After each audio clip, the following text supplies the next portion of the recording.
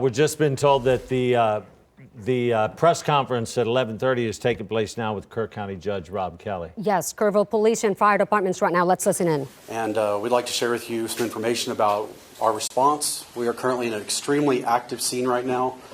There are assets deployed across the county to help start the recovery process from this catastrophic flooding.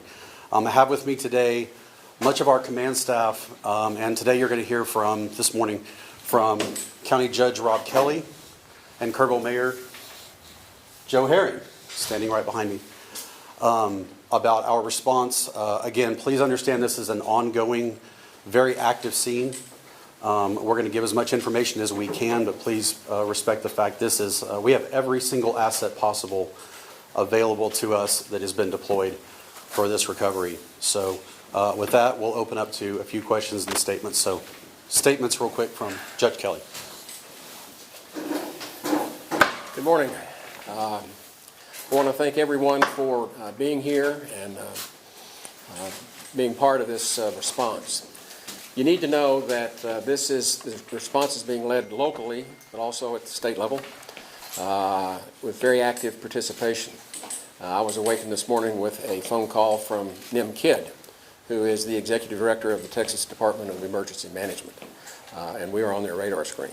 And as we were walking out of the Sheriff's Office, we had a call from Senator Cornyn. I've been in touch with both our state senator and our state representative. And we have assets available. There's a lot of discussion about casualties, how many fatalities, a lot of discussion about how many people are missing.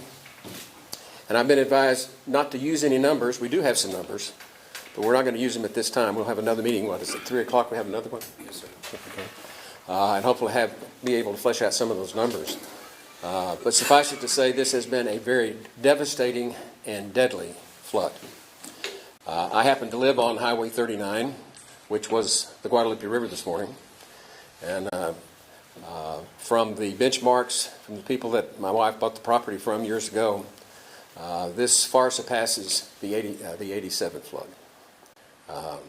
I'm happy to say that the water did not get in the house. It got my office and the fence and the gate and the outbuildings. But when you look out your front door and you see the Guadalupe River running, it'll wake you up, let me tell you. With that, we can confirm that we are jointly working with each other. We don't have specific counts on the number of helicopters or different pieces of equipment at this point. Again, we'll probably try to have a little bit more information about that at 3 o'clock. But what we need is cooperation and prayers. And for the cooperation, if there are any people that are interested in trying to donate anything to help us with this response, please do that with the American Red Cross and identify this event, the Guadalupe River flood, and we'll let them handle that. And with that, I want to introduce the mayor. We share responsibilities. Both I do the county, he does the city, but he is the senior emergency manager for the city. Mayor? Thank you, Judge. Thank you for being here. My role today is to say thank you. Thank you to the men and women who are working to save lives, save property. This came at night when people were asleep in bed.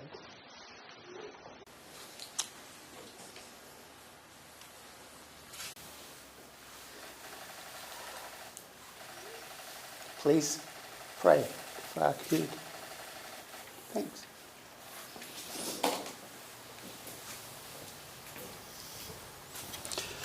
And with that, we'd like to open it up for questions. Kayla Washington here with KXAN. Wait. Louis Amsworth. The report was that we had numerous kids from Camp Mystic missing, and I just saw that they may have been all accounted for. Can you guys confirm that the camps are accounted for at this point? Okay. Judge? I can respond to that. We can't say for sure that they're all accounted for. We know that there are some missing. We know where some of them are stranded. And we've worked to confirm that with the people out of Camp Mystic. But in terms of exactly how many are missing and unaccounted for, we're not sure about that number. But we have a bunch of them that we're trying to get back. building on that, Rudy Koski with Fox 7 out of Austin.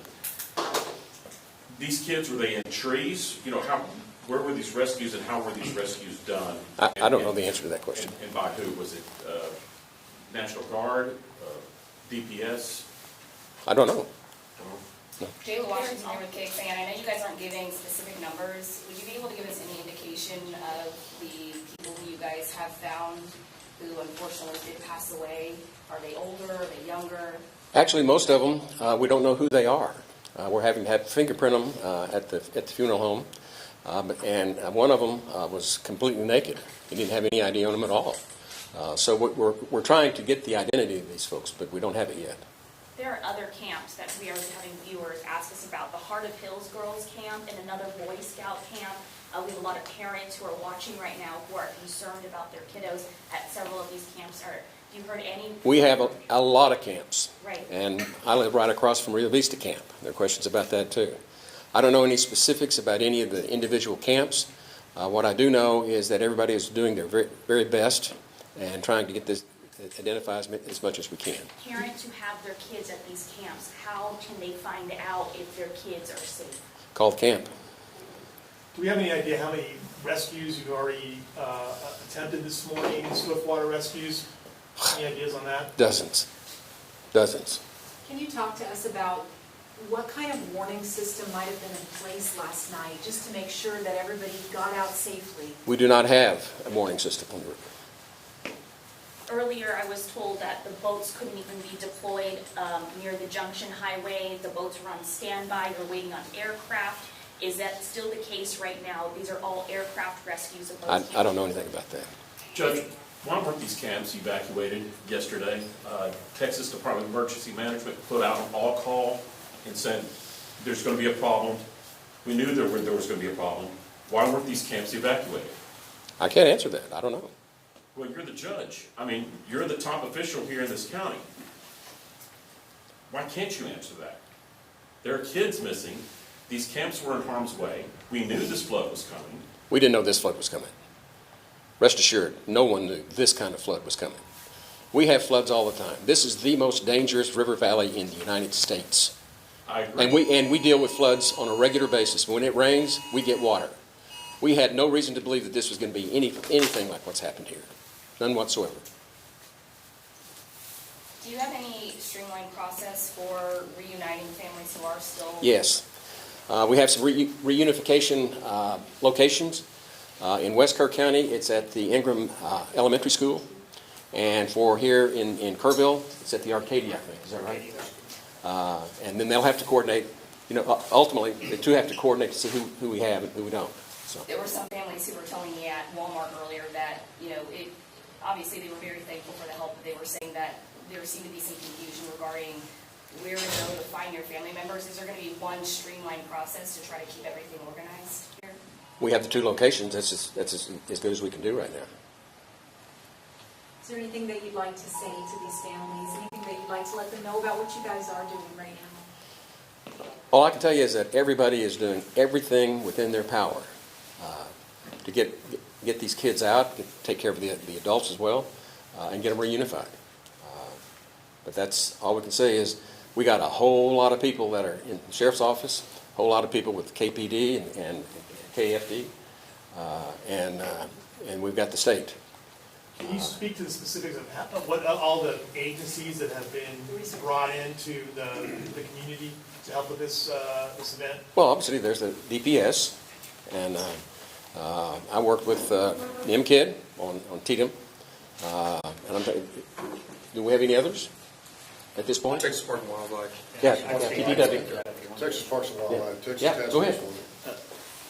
Thank you. So some of the resources that are out there right now, we're working with Texas Department of Emergency Management through their processes and their teams. And by the way, I'm Dalton Rice, the city manager for City of Kerrville. Through Texas Department or through TDM, all the different assets can be deployed throughout the state. So through different STARS requests. So both the city and the county issued disaster declarations recently. We are in contact with the governor's office. There are even federal assets as far as Coast Guard. So we are working with as many possible agencies. We've had cities reach out to us across the board within the region to offer their support. Dawn, can you speak to... Just one more question, please. Dawn, can you speak to, like, city infrastructure, water and power and sewer right now, since the river, probably compromised the water treatment plant? Yes, sir. So KPUB, our Kerrville Public Utility Board, they reported recently about 2,700 outages. They are currently ongoing. Most of it was down power lines. I know my house is still without power. We have multiple sources of water, typically groundwater and surface water. With the floods like this, we did have a little bit of damage to the surface side, and we shut it down just because of the chemicals in the environment side. We are operating off of well water currently. We do encourage everybody to exercise extreme conservation. We are currently not in a boil water notice, but that could change. So as we continue to work through this, we will continue to communicate and update anything as far as water, mostly water and power. But please conserve. We are working with various shelters. I don't have the list on me right now, but I know that's circulating. We are working with some other donations and providers for bottled water, for food, and for other resources, along with children. I did just get a report, too, that we do have some mental health task force as well that are in the area, should we need any mental health task force as well. Anything to do with evacuations now, because the rain does continue? Anything that you want to tell people out there while you've got the audience here about if people need to evacuate with the rain and the water continuing? Yeah, last question on the evacuation piece. We obviously, this is a very ongoing situation. We're continuing to monitor the weather, pay attention to your local media sources. We are continuing to get information out there. We are encouraging people to either shelter in place where they can. We are not seeing a lot of the small creeks be hit, which sometimes do happen. This is a more widespread North Fork, South Fork issue that all kind of converged and hit everything at once. So we encourage people to shelter in place. If you can, stay home, stay out of high water, don't drive into unknown waters or floods. We know this is a significant event. Use caution, use discretion. Don't be getting close to the water's edge. This is a very quickly moving river, and things can happen very fast. So with that, we want everybody to be safe, and we will have another meeting at 3 o'clock. Just at the towns that are actually under evacuation orders right now? There is no official evacuation order as far as the cities or towns themselves. So no evacuation order has been issued across the cities or counties. This is mostly just small subdivisions or RV parks or certain key assets within or areas within the city and the county. So thank you. So that's going to, Can I ask a question? one question. Thank you. There are a lot of questions about why people weren't notified and what we did locally. I think that it's important to note Code Red went out this morning, correct? We had KPD since early this morning. All right. Talking on Facebook. There were warnings, and I saw Tatum there today at Command Center at 7:30 in the morning. Real quick on this one, I was running the river trail at 3 a.m. this morning just because I'm that guy, and there was no signs of it. The rain was here on the river trail, which is down below at the water's edge at 3:30 and 4 o'clock when I left. There was no signs of it rising at that point. This happened very quickly over a very short amount of time that could not be predicted, even with the radar. Our team constantly reviews radar, constantly has NWS, or National Weather Service messages. We send them out on a regular basis and we communicate effectively. This is not like a tornado where you can have a siren. This is not like a hurricane where you're planning weeks in advance. It hit hard, and things like this happen in a very strategic, very isolated area. And when those two things converged, you had what happened today. So this happened within less than a 2-hour span, very, very quickly. So thank you. That's going to conclude what we're going to do right now. Please follow us on Facebook, Kerr County Sheriff's Office, as well as the City of Kerrville. We do release information there, and we will have media advisories coming for another update later in the day. Thank you.